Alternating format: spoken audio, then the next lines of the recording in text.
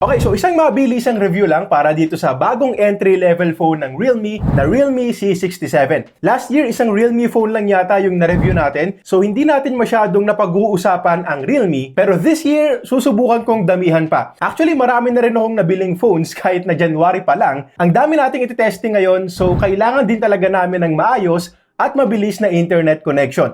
Tulad ng sponsor natin ngayon, Converge. Gaming, browsing, Netflix streaming, online meetings, video call sa mga clients, uploads and download ng mga importanteng files, hindi kailangang malaki yung monthly bills natin para dyan. Dahil sasapat na kahit pa yung basic plan lang ng Converge. Now, of course, kung kailangan nyo talaga ng mas mabilis pa, meron din silang hanggang 1 gigabit per second. Kung ako yung pipili, 400 Mbps, para lang mas sobra sa needs ko. Pero kung isang pamilya lang naman at browse-browse lang din, goods na yung 200 Mbps FiberX plan na nasa 1.5 lang per month. At nabalitaan ko nga rin pala na Converge na rin ang fastest ISP sa Pilipinas according to Ookla. So kung sakaling kailangan nyo na rin magpakabit ng internet, maglalagay ako ng link dyan sa description at click nyo na lang yan kung gusto nyong mag-apply. Okay, so ito yung mga kasama sa box. Hindi na natin iisa-isahin at pag-uusapan na agad natin yung design. Two colors yung available para dito sa Realme C67 at gusto ko sanang makita yung color green kasi parang ang gandang tignan at mas kakaiba. Pero maganda rin naman tong black unit na napunta sa atin. Matte finish tapos mukha lang textured pero smooth finish yan na medyo kapitin din ng fingerprint smudges. Naka-flat frames tulad ng karamihan ng phones ngayon. Tapos nagustuhan ko rin yung itsura ng camera. May gold accent tayo dyan. Nakakasosyal tignan at bagay na bagay din sa kulay ng phone. Magandang combo talaga ang black and gold. And also, isang malaking plus nga rin pala, yung pagkakaroon nito ng official IP54 rating, so meron din tayong water and dust resistance just in case na mabasa or matapunan ng tubig. Lahat ng buttons natin nasa kanan. Fingerprint scanner na rin yung power button at sa taas meron tayong secondary microphone, triple card slot sa kaliwa, so pwedeng lagyan ng dalawang SIM cards at isang micro SD card. Tapos sa ilalim, meron pa rin tayong headphone jack, primary microphone, USB Type-C port at primary speaker. Yes, primary speaker kasi unlike the more expensive Realme 11, naka-dual speakers na itong C67. Hindi ganun kaganda in terms of sound quality, pero pwedeng-pwede na rin naman para sa isang entry-level phone at isa pa ay malakas din talaga, so pasado rin sa akin yung speakers dito.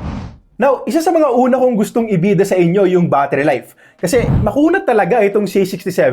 Kahit pa ikumpara natin sa ibang mga phones. Last year, pinakamakunat na entry-level phone natin ang Tecno Pova 5 na may 6,000 mAh battery, so medyo makapal at mas mabigat yon ng konti dito at umabot ng 16 hours yung screen on time natin doon sa PC Mark battery test. So, na-impress ako dito kasi kahit na 5,000 mAh lang yung battery, tulad sa karamihan ng mga phones ngayon, umabot ng more than 18 hours yung screen on time. Well, to be fair, 90Hz lang din kasi yung display dito at 120Hz yung sa Pova, but still, nakakamangha pa rin yung SOT para sa isang 5,000 mAh battery. Thumbs up sa battery optimization ng Realme UI at syempre pati na rin sa power efficient na chipset. Yung charging natin mabilis din, naka 33W charger tayo dito at sa test na ginawa ko, umabot agad to ng 49% in 30 minutes tapos 1 hour and 24 minutes naman yung total from 0 to 100%. Pagdating naman sa display, 6.72-inch LCD yung gamit ng Realme. So malaking screen din talaga, 1080p resolution or Full HD+. Tapos hanggang 90Hz na rin yung screen refresh rate. Yung punch hole for selfie cam, saktong size lang naman. Yung side bezels, manipis lang din. Ang medyo makapal na lang talaga dyan ay yung chin, na expected na rin naman for an entry-level phone. At well, hindi ko pa kasi alam yung presyo ngayon habang nire-record ko to. Wala pa daw sabi ng Realme, so medyo mahirap sabihin kung maganda ba for the price. Pero eto lang yung sa akin. Kung pepresyohan nila to ng around 10,000 pesos, para sa akin mas aangat to kung ginawa nilang 90Hz AMOLED panel or kung IPS LCD lang talaga, dapat sinagad na nila sa 120Hz. Ngayon, kung titignan lang natin yung mismong display nitong C67, masasabi ko naman na decent for an entry-level phone. Actually, marami sa atin ang hindi na rin mapapansin yung difference ng 90 sa 120Hz. Dahil nga smooth na rin tignan yung 90. So in terms of smoothness, okay naman. In terms of colors, medyo nasa cooler side lang ng konti or medyo bluish na pangkaraniwan na rin naman sa mga LCD panels. Pero maganda pa rin yung kulay overall, hindi siya over oversaturated colors na medyo masakit sa mata. Tapos nagustuhan ko rin na hanggang 950 nits yung peak brightness. Yung ibang mga entry-level phones kasi usually nasa 600 nits lang, so medyo mahirap nang makita outdoors. Dito visible pa rin tayo kahit papano, kahit nasa labas tayo, so isang plus din yan para sa akin. Also para sa mga mahilig manood ng movies, good news ulit kasi nung nag-check ako sa Netflix, naka Widevine L1 na rin tayo dito. At hindi nga rin pala naglalag dyan. Kung matatandaan nyo kasi may mga phones tayong na-review last time na naglalag sa Netflix at Disney+. So dito hindi naman natin na-encounter yung ganong klase ng issue. Pero okay, alam kong performance ang isa sa mga una nyong gustong malaman. So para sa chipset, Snapdragon 685 ang gamit, 8GB yung physical memory, at may option din tayong gumamit ng virtual RAM hanggang 8GB, tapos hanggang 256GB naman yung internal storage. At yes, sa mga techie at laging nanonood ng mga tech reviews, alam nyo na hindi ganun ka-powerful itong chipset na to. Hindi siya yung chipset na pipiliin mo kung gamer ka at more on for everyday apps lang talaga. Social media, YouTube, Netflix, banking apps, online shopping, pang-research at email, yan okay yan at kakayanin. Ang Antutu benchmark score natin ay nasa 300,000 points at kung sakali nga na gagamitin mo for gaming, pwede naman kung casual gaming lang. Halimbawa, nayaya ka mag-ML, makakapaglaro ka naman dito. Hindi nga lang para mag-expect ng super stable at mataas na frame rates, so isasuggest ko rin na huwag masyadong itaas yung graphic settings. Well, hindi rin naman talaga available yung mga pinakamatataas na settings ng mga games like sa Mobile Legends hanggang high graphics at high frame rates lang tayo. Though good news naman kasi nakapaglaro pa rin ako ng maayos dito. Nakapag-rank game ako ng maayos, swabe naman for the most part, pero syempre asahan pa rin natin yung pasulpot-sulpot na stutters and konting frame drops lalo na pag may mga clash. Sa CODM naman, low graphics lang para ma-enable natin yung high frame rates at very playable din. Limited nga lang tayo sa 40 FPS dahil nga sa settings, so pwede to kung laro-laro lang naman para mawili at plus nga rin pala para sa akin yung gyroscope dito. Hindi delay nung sinubukan ko, so magagamit din natin for aiming. Genshin Impact, hinayaan ko na lang sa default low graphic preset at hindi ko na rin sinet sa 60 yung FPS limit para mas magaan. Yun nga lang hindi pa rin gaanong kinakaya yung game. Malag pa rin lalo na pag bakbaka na at nagbibitaw na tayo ng mga skills. So again, hindi talaga para maglaro ng graphic intensive games dito sa C67. Okay lang to kung mga less demanding games ang lalaruin natin. At nakaramdam nga rin pala ako ng pag-init while gaming. 24 degrees yung room temperature nung nag-test ako. Sa ML at CODM hindi tayo umabot ng 40 degrees, pero sa Genshin kahit na naka-low settings lang tayo, umabot to ng 42 degrees. So posible pa ring mag-init kapag sagad-sagad yung paggamit.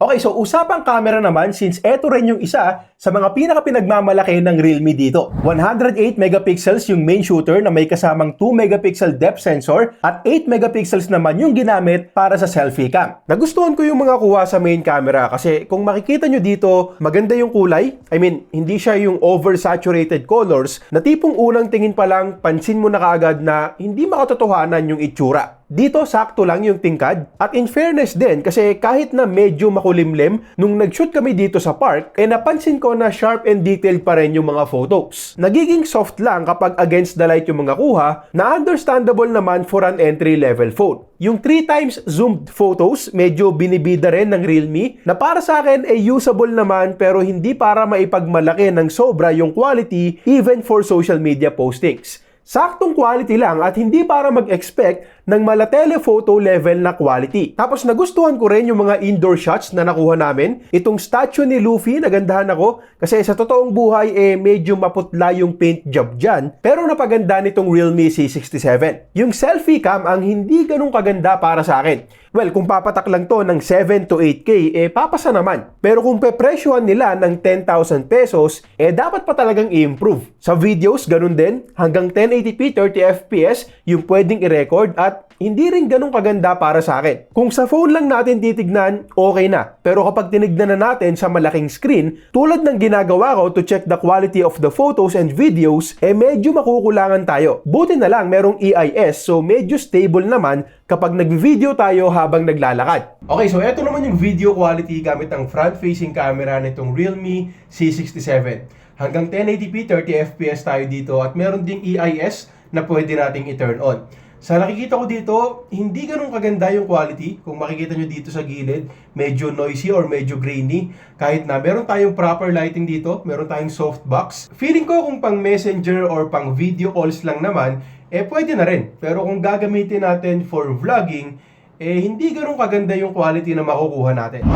Para naman sa iba pang mga features, Realme UI U yung gamit dito. So mukhang lighter version to ng Realme UI na based on Android 14 na rin. So goods kasi latest na rin. Unlike sa iba na hanggang ngayon, naka-Android 13 pa rin out of the box. Tinanong ko rin ang Realme about software support at magbibigay daw sila ng 2 major software updates at hanggang 3 years din daw yung security patches including minor software updates. Na hindi na rin talaga masama since hindi naman flagship or hindi nga mid-range itong nire-review natin. Yun nga lang, marami pa rin tayong bloatwares dito, so uninstall na lang din natin. At kung mapapansin nyo, may ginawang feature ang Realme na parang dynamic island ng iPhone at tinatawag naman nila tong Mini Capsule 2.0. Well, hindi siya kasing useful ng dynamic island, lalo na't limited pa lang din yung function sa ngayon, pero maganda yung pagkaka-implement nila at pati na rin yung mismong animation. Haptic feedback, hindi na para asahang maganda since entry-level phone nga lang. Video calls natin, okay naman sa test ko. Walang bugs na sobrang labo at sobrang pixelated na minsan na-encounter natin sa iba. Wala tayong Wi-Fi 6 pero meron namang 5 GHz band. At ito yung nakuha nating speed test. Napatak pa rin ng 300 plus, so mabilis pa rin naman.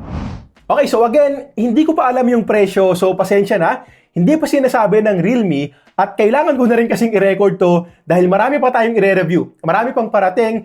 So, eto na lang yung masasabi ko kung i-judge ko to as an entry-level phone. Unang-una, impressive yung battery life. Kung gusto mo ng makunat na phone, hindi ako ipapahiya nitong Realme C67. Yung main camera, maganda rin talaga for taking photos. Nakita naman natin sa mga samples kanina. Yun nga lang hindi super ganda pagdating sa selfies and videos. Nagustuhan ko rin na mabilis lang mag-charge. Dual speakers, pasado rin. Software is also good. Yung software support na up to 3 years, isang plus din. Yung display, magandang display naman para sa ganitong klase ng phone. Pero yun nga, kung lalagpas ng 10K, mas maganda kung AMOLED na or 120Hz yung refresh rate. Tapos pagdating naman sa performance, again, dediretsuhin ko na kayo, hindi ito yung phone for gamers. Pwede kung ML lang pero hindi para isagad yung graphics. So more on for casual use lang din for students at sa mga taong usually, social media browsing lang din ang ginagawa. Okay, so yun lang muna para sa ngayon. Sana nakatulong tong video. Kung nakatulong, subscribe. Wala namang mawawala. At para sa iba pa naming mga reviews, click nyo lang tong mga to. Maraming salamat at next time ulit.